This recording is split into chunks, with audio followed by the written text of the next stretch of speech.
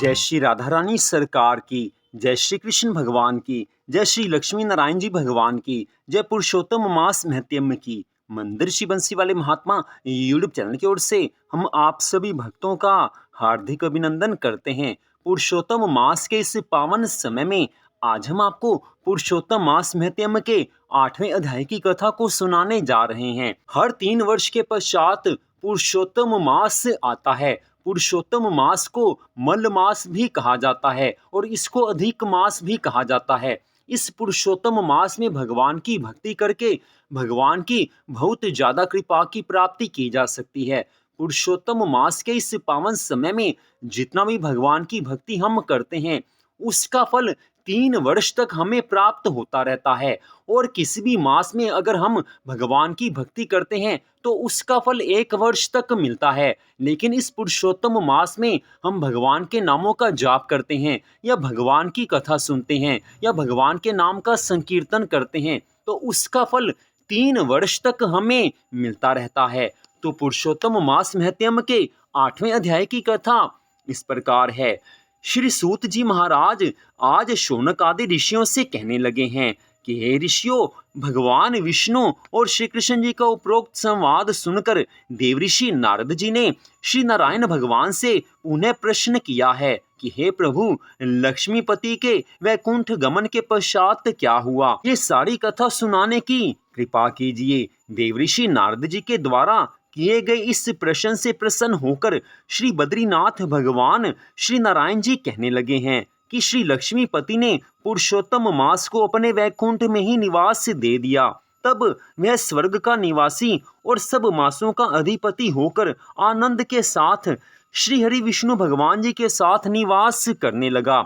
इसके पश्चात धर्मराज युधिष्ठिर और द्रौपदी की ओर देखते हुए भक्त वत्सल भगवान श्री कृष्ण जी अर्जुन से कहने लगे कि हे पार्थ, मुझे विदित है कि आप लोगों ने वन में आकर कष्ट सहे हैं, इसी से आपको पुरुषोत्तम मास का ध्यान नहीं रहा। श्री धाम वृंदावन में भगवान श्री कृष्ण जी का प्रिय पुरुषोत्तम मास आदर नहीं पा सका। व्यास जी से शिक्षा प्राप्त करने हेतु युद्धशील अर्जुन भी उस मास में इंद्रकोल पर्वत पर तपस्या करने चले गए थे। इसके विछोह से दुखी होकर आप लोगों ने भी अज्ञानता में ही इस पुरुषोत्तम मास का व्यतीत होना नहीं जाना। यह सब भाग्यवश ही हुआ है। अब मैं आपके दुखों के दूसरे कारण के इतिहास को कहता हूँ, आप ध्यान लगाकर सुनो। भगवान श्री कृष्ण जी कहने लगे हैं कि यह द्रौपदी पूर्व जन्म में एक विद्वान ब्राह्मण की पुत्री थी। बाल्यावस्था बीतने पर यह युवती हुई। इसके नेत्र बड़े सुंदर हो गए और रूप निखर गया। यह चतुर, गुणी और अत्यंत सुंदरी थी तथा पिता को अति प्यारी थी। पिता ने उसे पुत्र की भांति पाला पोसा था और कभी उपेक्षा नहीं की थी। वह साहित्य, शास्त्र तथा नीति में पूर्ण निपुण हो गई थी। माता की मृत्यु पहले हो गई थी, इससे उसे पिता ने ही पाला था। पड़ोसियों और सखियों का सुख देखकर वह भी पति और पुत्र आदि की कामना करने लगी। विचार करती रहती थी कि ऐसे गुणी और भाग्यशाली पति पुत्र आदि मुझे किस प्रकार प्राप्त होंगे। उस जन्म में इसके विवाह की व्यवस्था इसके पिता नहीं कर पाए, इसलिए हर समय यही सोचती रहती थी कि अब क्या किया जाए, किस देव की उपासना की जाए, किस मुनि के समीप जाऊं, कौन सा तीर्थाटन करूं, मेरा भाग्य क्या सोया हुआ है, कोई मुझे पत्नी रूप में अंगीकार क्यों नहीं करता। इतने विद्वान होने पर भी मेरे पिता भाग्य दोष से ही मूर्ख बने हुए हैं, जो विवाह की आयु होने पर भी मेरे लिए उपयुक्त वर नहीं ढूंढ रहे। मैं अपनी सखियों में प्रमुख बनी हुई हूँ किंतु फिर भी कुमारी हूँ। मेरी सखियों को स्वामी के सुख का जैसा अनुभव है मुझे वैसा नहीं है, इसी से मुझे अत्यंत क्लेश है। इसी प्रकार इच्छाओं के समुद्र में चिंतातुर वह कन्या मोह और शोक के सागर में हर समय डूबी रहती थी।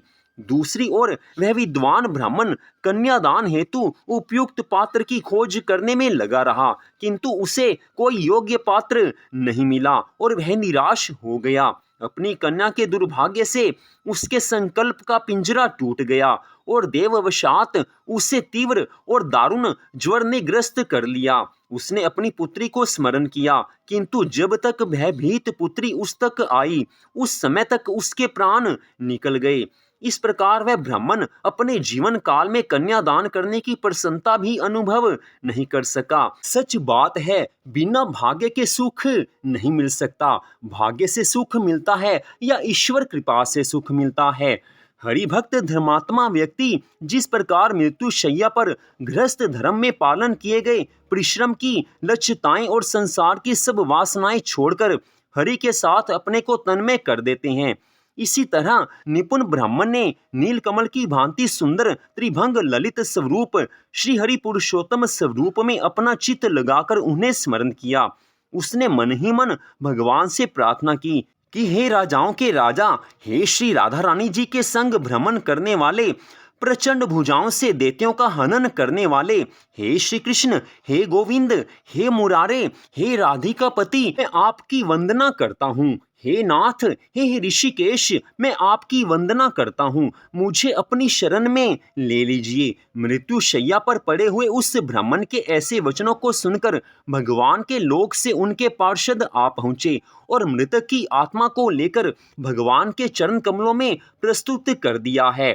अपने पिता को मृत पाकर वह कन्या हाहाकार करके रुदन करने लगी है। पिता के शरीर को गोद में रखे वह करुण विलाप करने लगी। हाय पिता, अपनी पुत्री को सुख से रखने वाले कृपालु, मुझे आप किसके आश्रय छोड़ गए हो? मुझ पितृहीना की अब कौन रक्षा करेगा? ना मेरा कोई भाई है, ना कोई और कुटुंबीजन है। मेरी तपस्विनी माता भी तो नहीं है। हाय, मेरे भोजन वस्त्र की चिंता अब कौन करेगा?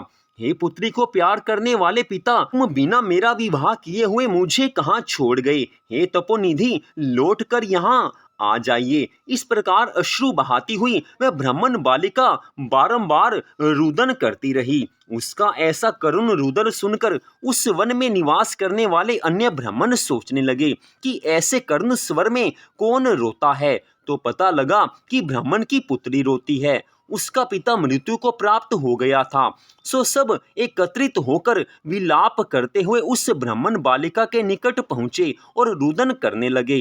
अंत में उन्होंने उस बालिका की गोद से मृतक शरीर को उठाया और काष्ठ आदि से चिता बनाकर शिवालय के निकट शमशान में उसकी अंत्येष्टि कर दी है।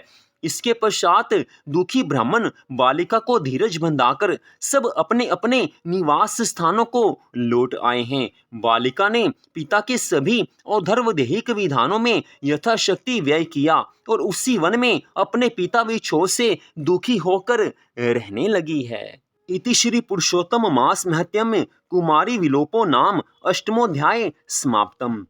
तो इस प्रकार पुरुषोत्तम मास के 8वें अध्याय की कथा का यहीं पर विश्राम होता है। पुरुषोत्तम मास महत्म की कथाओं को इस पुरुषोत्तम मास में सुनने मात्र से भगवान श्री राधा कृष्ण जी की अनंत कृपा की प्राप्ति की जा सकती है। तो आप सबसे निवेदन है कि इस पुरुषोत्तम मास में और इस प्यारे श्रावण मास में भगवान की ज़्यादा से ज़्यादा भक्ति करके भगवान की कृपा की प्राप्ति कर लीजिए, क्योंकि मनुष्य जीवन भगवान की कृपा से मिला हुआ है और इस मनुष्य जीवन में श्रावण मास और पुरुषोत्तम मास का संगम अगर भगवान की कृपा से मिल जाता है तो उससे बढ़कर सौभाग्य की कोई बात नहीं हो सकती। तो भगवान की भक्ति करके अपने मनुष्य जीवन को सफल बनाना हम सबका केवल इस समय एकमात्र यही धर्म है। अगर हम भगवान की भक्ति करते हैं तो हमारी सभी संसारिक कामनाएं भगवान की कृपा से पूर्ण हो जाती हैं। हमारे दुखों का, हमारी चिंताओं का नाश भगवान अपनी कृपा से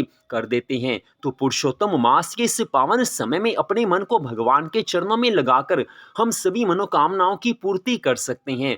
और जो पुरुषोत्तम मास में भगवान की भक्ति करते हैं उन्हें जीवन के अंत समय में भगवान अपना गोलोक धाम भी दे देते हैं। तो श्री दयालु भगवान श्री राधा कृष्ण जी के श्री चरणों में बारंबार प्रणाम करते हुए आप सबसे यही निवेदन है कि इस पुरुषोत्तम मास में भगवान की बहुत ज्यादा भक्ति कीजिए और अपने मनुष्य जीवन को सफल बनाइए। तो आज की इस परम सुंदर कथा को सुनने के लिए आप सबका हार्दिक धन्यवाद। भगवान श्री राधा कृष्ण जी की, भगवान श्री लक्ष्मी नारायण जी की, श्री हरि विष्णु भगवान जी की, देवऋषि नारद जी की, पुरुषोत्तम मास महत्यम की अनंत कृपा सदा आप सब पर, आपके परिवार पर बनी रहे। इसी मंगल कामना के साथ जय श्री राधा रानी सरकार की, जय श्री कृष्ण भगवान की, जय श्री लक्ष्मी नारायण जी भगवान की, जय पुरुषोत्तम मास महत्यम की। जय जय श्री राधे, जय जय श्री राधे, जय जय श्री राधे श्याम।